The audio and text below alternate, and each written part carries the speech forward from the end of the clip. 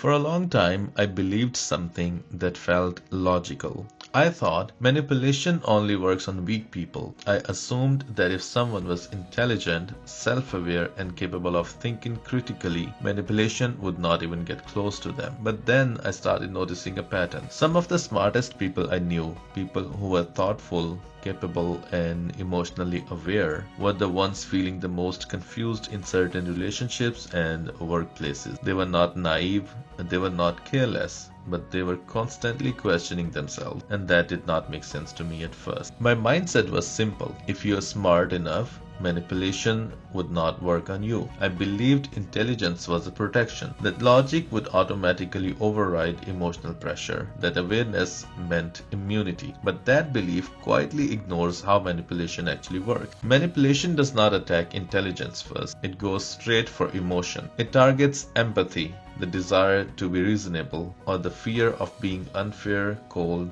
or too much. Smart people tend to analyze situations deeply. They assume misunderstandings instead of bad intent. They look for nuance instead of drawing quick conclusions. And that's exactly what makes them vulnerable. Manipulation thrives in emotional fog, not intellectual weakness. When you're emotionally activated, your ability to think clearly narrows, not because you're incapable, but because your nervous system is now involved. In workplace, it can sound like you're overthinking this. That is not what I meant, or let's not make this into a problem. In relationships, it might feel like affection mixed with withdrawal, guilt disguised as concern, and confusion framed as love. And the smartest people do not leave immediately. They try to understand, they reflect, and they look inward. Here's the mindset shift that changes everything. Manipulation does not work because of low intelligence. It works because of emotion. When you feel confused instead of clear,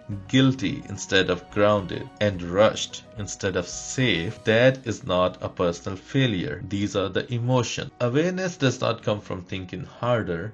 It comes from noticing emotional patterns. And once you understand that, you stop blaming yourself and start protecting your clarity. Manipulation loses its power the moment you stop asking, "What's wrong with me?"